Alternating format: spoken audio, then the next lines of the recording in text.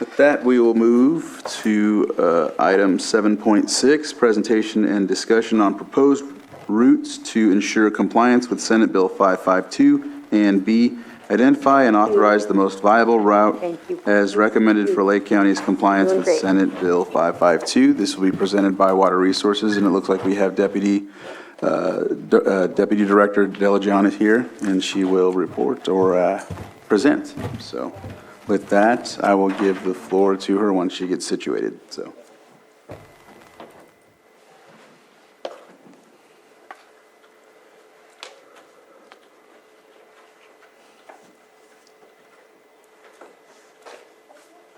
You can tell the younger generation just comes in and plugs their own stuff in. And The rest are like, the rest are like, whoa, whoa, where does this go? Okay, I already asked Sam earlier, but just in case I mess up, can you please help me?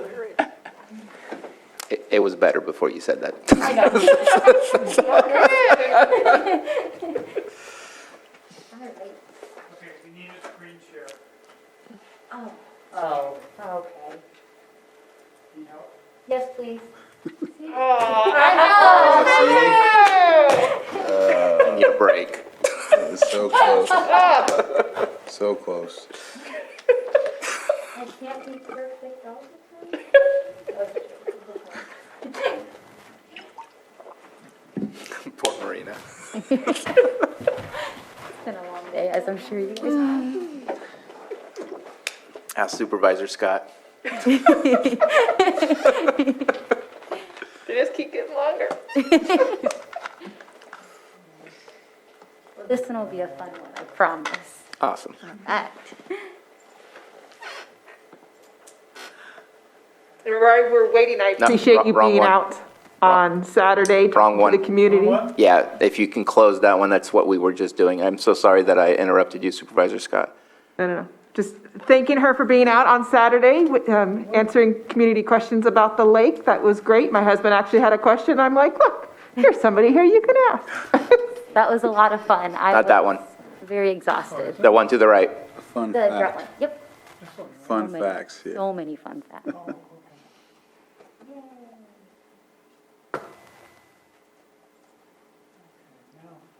there you go.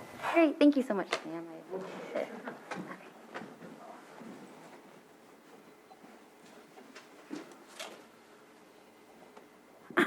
Are we good to go? We're ready. Great, awesome. Well, good afternoon, board. Thank you so much for having me, Marina Delagianis, Deputy Water Resources Director.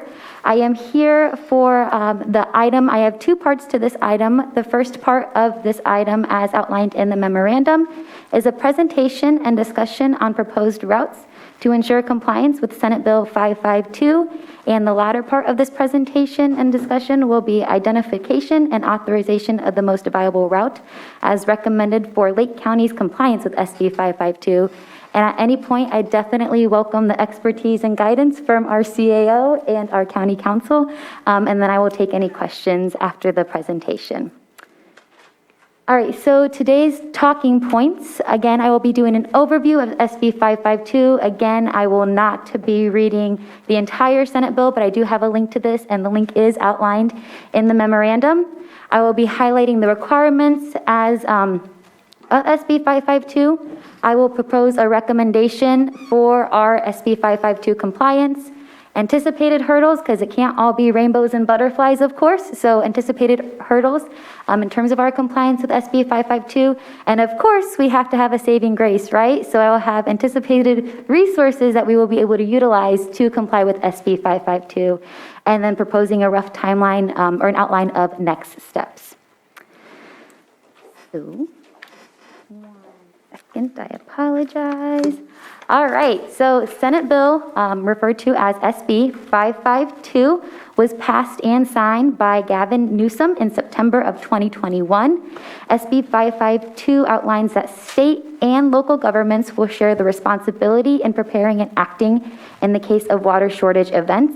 These new requirements are expected to improve the ability of Californians to manage future droughts and help prevent catastrophic impacts on drinking water for communities vulnerable to impacts of climate change.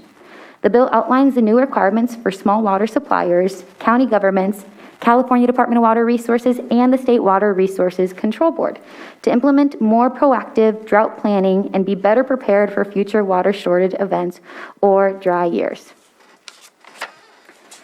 Here is a high-level framework of the requirements. So SB 552 outlines requirements, again, for the state. When I refer to the state, I am talking about the California Department of Water Resources and the State Water Resources Control Board, local governments, counties such as ours, and then small water suppliers. So starting at the top of the pyramid here, what SB 552 will require of the state is would require the departments to take specified actions to support implementation of the recommendations from the County Drought Advisory Group. So with this, they will have a standing interagency drought task force, which they have had over the past year, and we have a representative who we communicate with directly and on a routine basis from the standing drought task force. And they will also help with the planning and coordination of pre- and post-drought emergency response. In terms of the county, this bill would require a county to establish a standing county drought and water shortage task force to facilitate drought and water shortage preparedness for state small water systems and domestic wells within the county's jurisdiction as provided. The bill would authorize a county, in lieu of establishing a standing task force, to establish an alternative process that facilitates drought and water shortage preparedness for state small water systems and domestic wells within the county's jurisdiction as provided. So with this, we can take one or two routes. One, we can establish a standing drought task force and prepare a comprehensive drought plan that talks about short-term and long-term planning, pre- and post-drought impacts. Or we can decide on an alternative process ourselves, which is relatively in flux, and that will be us here at the local level to develop, run by the state, and see if they give us a thumbs up for that. In terms of small water suppliers, so this bill would require small water suppliers as defined, serving 1,000 to 2,999 service connections, inclusive and non-transient, non-community water systems that are schools, no later than July 1st, 2023, to develop and maintain an abridged water shortage contingency plan that includes specified drought planning elements. This bill would require a small water supplier serving fewer than 1,000 service connections to add drought planning elements to its emergency notification or response plan and submit a plan to the state board. This bill also requires that these water suppliers provide annual reporting on water supply and any infrastructure upgrades if necessary.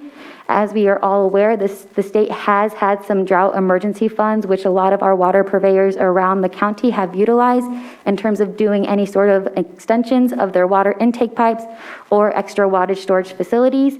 Also, a lot of our water purveyors have already been working on their water contingency plan and coordinating with the state for assistance on that.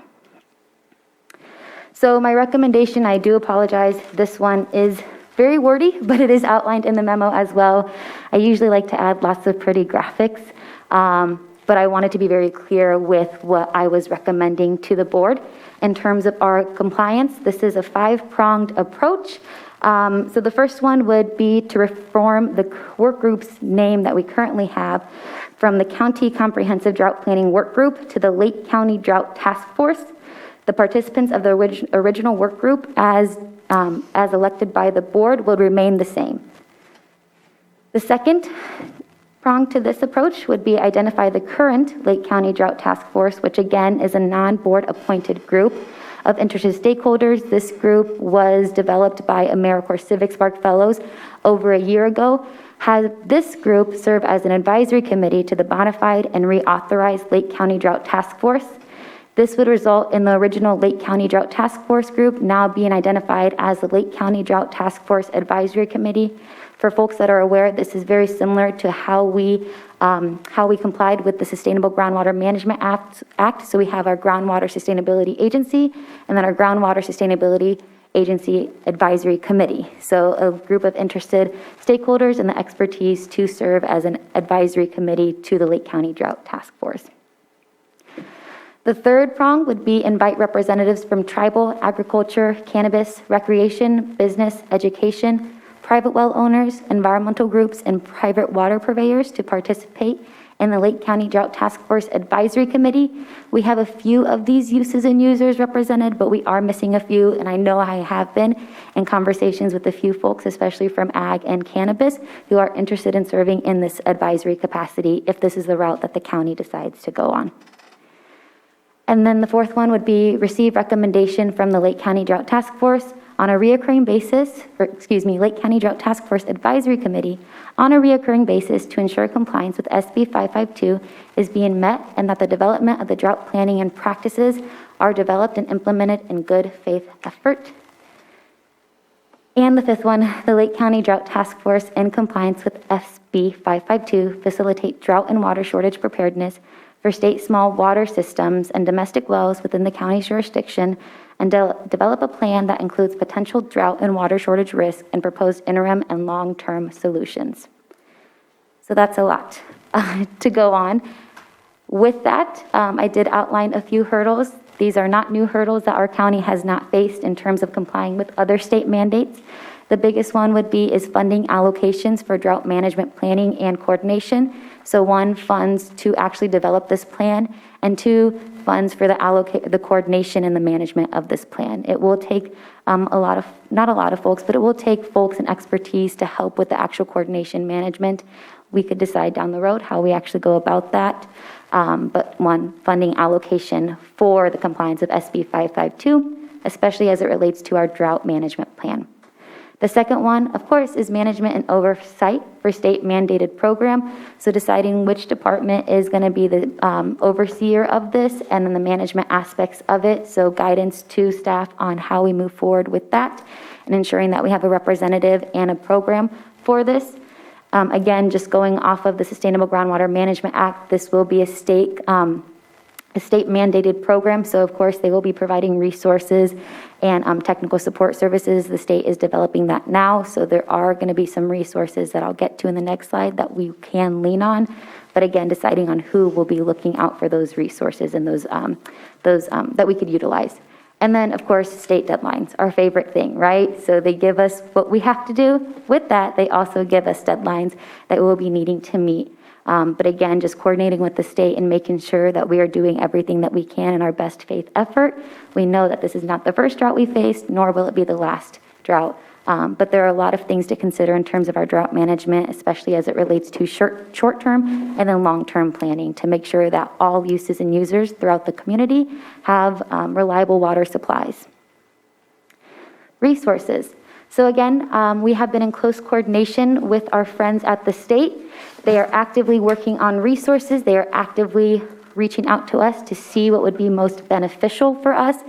Again, it's not just easy as throwing money out there, right? That's not always the solving of everything. It's who's going to be able to find those funds, who's going to manage those funds, and what can we do to lean on? How can we lean on the state to make sure that they're helping us as we help our community?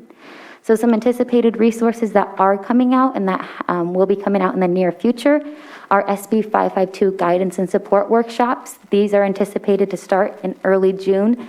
From my understanding, there's going to be a series of 4 workshops. The first few are going to be through with internal county personnel. So I envision that our comprehensive drought planning work group would be invited to that. And I'm more than happy to facilitate the information on those work groups to the board. Second is guidance documents. Though California Department of Water Resources, they have a website right now, and you can see the link at the bottom of the slide. They're actively updating this for available resources, guiding material for not only the state, the small water suppliers, but also the counties as well, and then folks that are being impacted by drought. Again, they're planning on releasing more documents by summer 2022. And of course, additional outreach material and direct technical assistance opportunities. So a rough roadmap of our compliance and next steps. So I highlighted a few key points that we will need to accomplish. So again, hopefully today we'll be able to identify the most viable route, secure or allocate funding. I don't anticipate that will take place today. I anticipate that'll be a longstanding discussion. Again, provide guidance to staff and departments with program management. Identify and onboard necessary expertise. So even though we have a lot of expertise with the current Lake County Drought Task Force and folks around the county, we are going to need to develop an entire plan, which we have not done here at the county in terms of drought management and planning. And then lastly would be develop and submit a comprehensive drought management plan. So again, this is a state mandated program, so this is going to be a long-going effort. Even once we submit the plan, we're still going to have to withhold everything that we outline in our plan, similar to our Big Valley Groundwater Sustainability Plan. And then this is just a little refresher. I know there's lots of confusion in terms of the current drought groups that we have here throughout the county. So just a reminder, we have the County OES 2021 Drought EOC, the Lake County Comprehensive Drought Planning Work Group, which was initiated by the Lake County of Lake Board of Supervisors. My recommendation, again, is to change the name of that to the Lake County Drought Task Force, have the same seating members as outlined, as you guys elected, and then also the Lake County Drought Task Force, initiated by DWR, and the AmeriCorps Fellows serve as the Lake County Drought Task Force Advisory Committee. With that, I will go back to the recommendations and ask the board for any questions or comments. Ms. Grant, did you have something? Just in regard to Brown Act compliance, if I might just inquire or ask your board to inquire as to some clarification. The recommendation is to reform the work group's name to the Lake County Drought Task Force. The participants of the original work group will remain the same. So I'm assuming that means that the board would take action, if it agrees with that, to rename the group, reappoint those individuals, clarify that it would be Brown Act compliant, and move forward. And add additional seats as the board chooses. Exactly, thank you. The second recommendation is to identify the current Lake County Drought Task Force, a non-board appointed group of interested stakeholders, as an advisory committee. Is that also intended then to be Brown Act compliant? Yes, so Ms. Grant, similar to the advisory, I'm sorry, I feel like I can't look at you and speak into the mic. So with that, I would envision that it would follow very similar to our Groundwater Sustainability Plan Advisory Committee, which we did have a charter document, and we did bring to the board the approval of those seating documents. So with that, we have seats, we have names of who is representing a use or user, and then we cannot nominate someone to fill those seats unless we bring it back to the board. And we do follow Brown Act compliance with that. All right, so then it would be, the board would be creating essentially, or reconfirming in at least one instance, two separate Brown Act compliant groups. Right, and for the first group, I presume the board would want board staff to advertise in the normal manner you do for any seats you create for that, I assume. I would hope. Yes. If we create new seats. Yes, to If you create the new seats. Beyond the original group just is department heads and 2 members of your board. Yes. So if you're creating additional seats, yes, we would recruit for them. Yeah. Thank you, Mr. Chair. All right. Any questions? Supervisor Sabatier? Thank you very much. Every day, it becomes that much more important of a conversation to have, to prepare. And I see this again as long-term plans rather than just dealing with the current drought. I think this will much better prepare us for future droughts as well. I am in approval of going with your recommendation and moving forward as such. And thank you again for bringing this back to us so we can finally get our feet on the ground and get started. Supervisor Pyska? So for the group formerly known as, I know, I apologize, it's very confusing. I get tongue-tied too. so the comprehensive drought group that we've already created has the department heads and 2 board members. And so that would move to be Brown Act compliant and public facing. And so maybe my suggestion there would be to add, we don't want to add all the seats that are in the advisory group, but maybe 2 members from that advisory group so that you've got somebody there from the, I'll just say from the public, that's not in the county. So that would be my suggestion for that group. And then, you you brought the capacity issue up and who's going to manage this beast? And do we need to make a hire or contract this out? Because I know that while I would appreciate you taking this on, I don't know that you have the capacity to manage it in the way that it needs to be managed. And so I'm wondering if you have any suggestions for that. Yeah, so what I've noticed through my research so far and just speaking with the state, again, I would love to take this on entirely, but I can feel my director's eyes beaming from the third floor at me.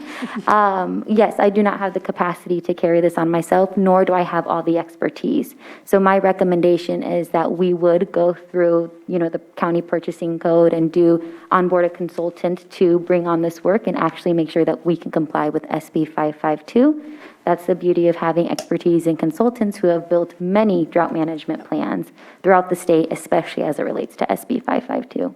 Perfect. That's exactly what I wanted to hear. And then you feel like the resources could come from the state to pay for that consultant, or is that what we have to come up with? Yeah, so that's what I have asked from the state. Again, we've been in correspondence with them the last year. One of my asks was similar to the resources, and again, I'm just going to keep on bringing it back to groundwater because I have to, right?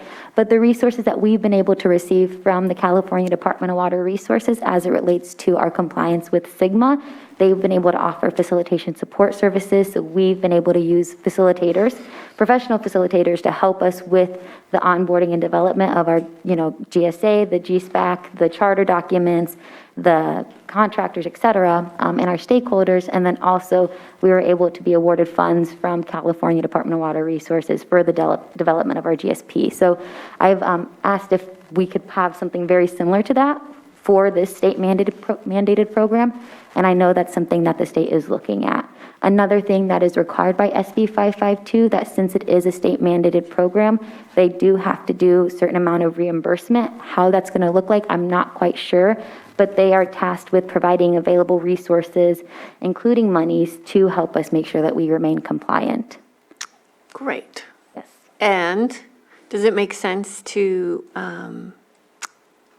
engage Civic Sparks to support this also? Yeah, so this is something that Civic Spark Fellows have done throughout the state in terms of drought management and climate action plans. So that could be one resources that we as the county can look at onboarding, assistance from an AmeriCorps or Civic Spark Fellow, or I know there are other similar state opportunities, but again, they're not going to be the entire professionals, right? It's a fellowship, mentorship, et cetera.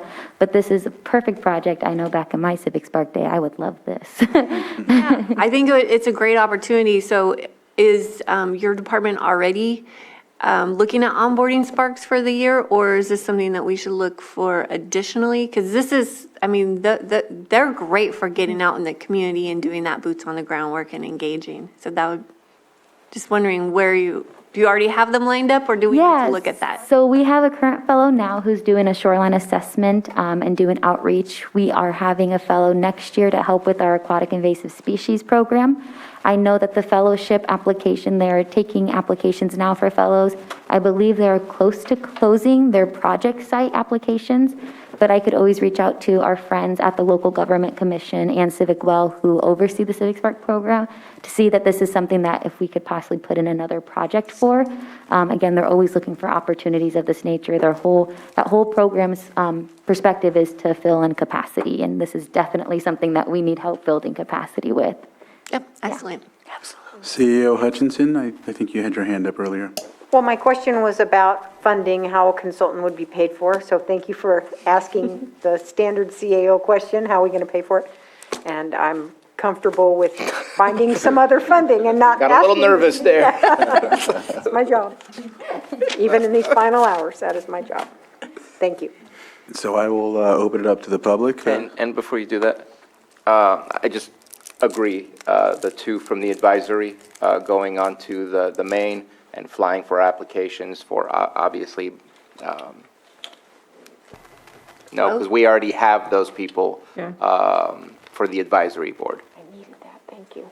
For the advisory, the current Lake County, Yeah, go ahead. Okay, the current Lake County Drought Task Force, the advisory group, again, that's just a group of stakeholders. So right now we have water purveyors, but there are some folks missing representing different uses. I know, for example, cannabis, business, just to name a few off the top of my noggin, parks, et cetera, schools. So there are some additional efforts that we would need to make to reach out to those different uses and users to see if they'd be interested, and cross our fingers that they would be interested to sit on that advisory committee.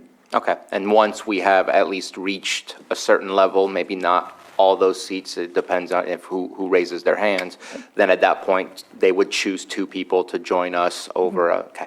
Yeah, Perfect. and then But with- I agree with that, I think that's good. Because then I would envision, and Ms. Grant, please correct me if I'm wrong, but we would have to have some sort of charter document to bring back to the board, since we would be complying with Brown Act, of those sitting members or their designees for the advisory Ms. committee. Grant? It would be a good idea to have bylaws or something akin to bylaws to set that out, that your board would approve, make sure that the rules, the goals, and the composition are all within the determination that your board intended. We love bylaws. Go bylaws. Public input? Oh, sorry. I didn't know that it wasn't on it. I do not see a hand. Bring it back to the board for action.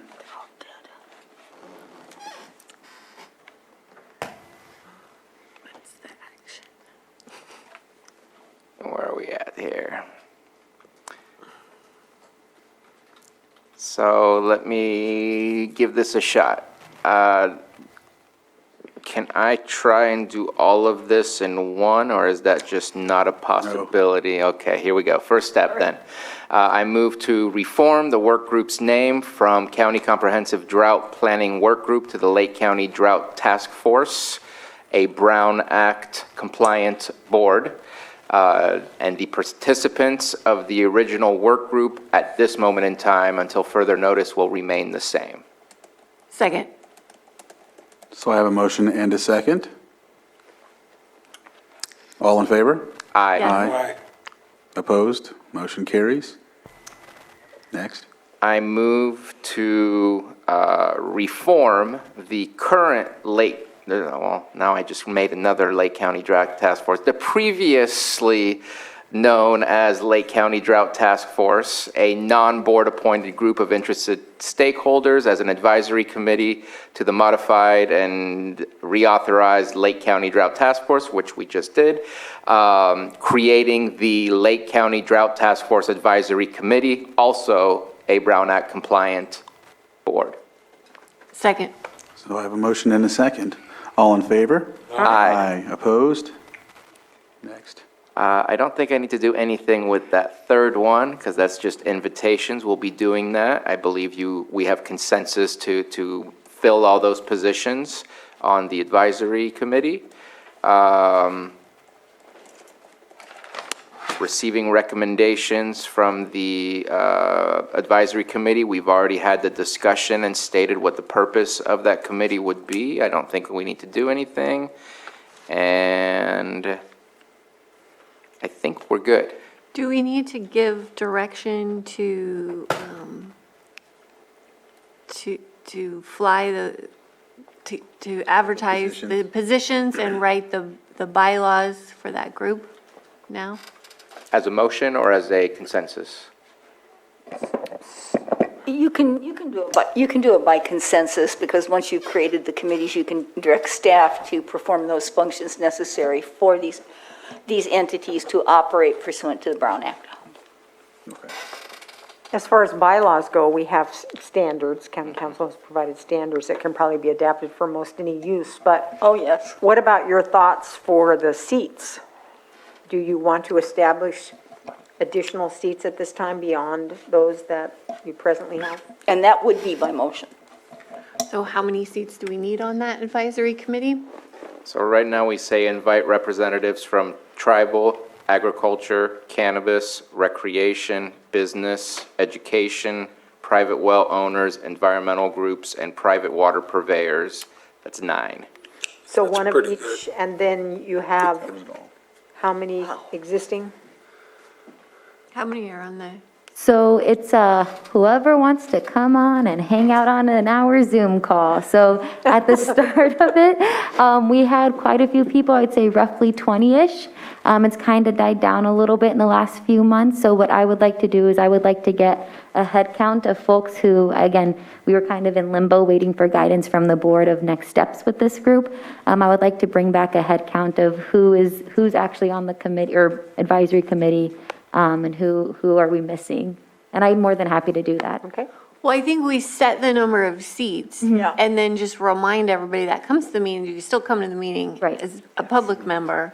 But I think we just should pick that today so that we can keep moving. So 9? I think 9 with the categories as described gives us a good cross-section of the community we want to hear from and have participating in this. So moved. Yeah, I agree. Second? So I have a motion and a second. All in favor? Aye. Opposed? Motion carries.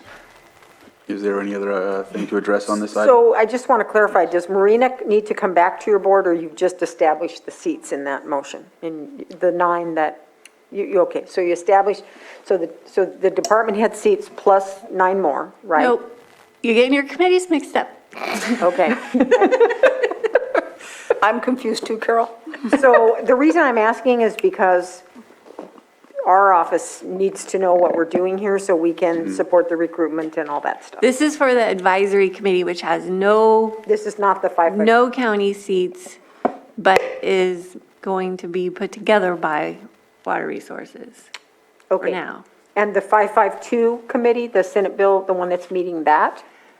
That is staying the way it is with department heads and 2 board members. Okay. And then once the advisory committee is established, then we will expand that by 2 seats from the advisory committee. Okay. Okay, but the new drought work group is now a standing committee, so it's more than just a work group. The advisory committee is a standing committee. Yes. Both are standing. Both. Both are standing Okay, committees. perfect. Okay. Thank you. So Marina, will you follow up with staff in the administrative office, Kim, probably? Glad you- To make sure she's Oh, Matt. got it correctly. Perfect, yes. Thank you. And I believe that the only thing that, that we would be getting back is the approval of the members who have applied so that we can go ahead and appoint them to the advisory committee. Is that As well as the bylaws. Bylaws. Normally, The charter your and the- board approves all bylaws. perfect? Great. All right, with that, I think we are finished, and thank you, Marina, for this presentation. Yes, thank you, board, and I know that was confusing, so I appreciate you all. Good.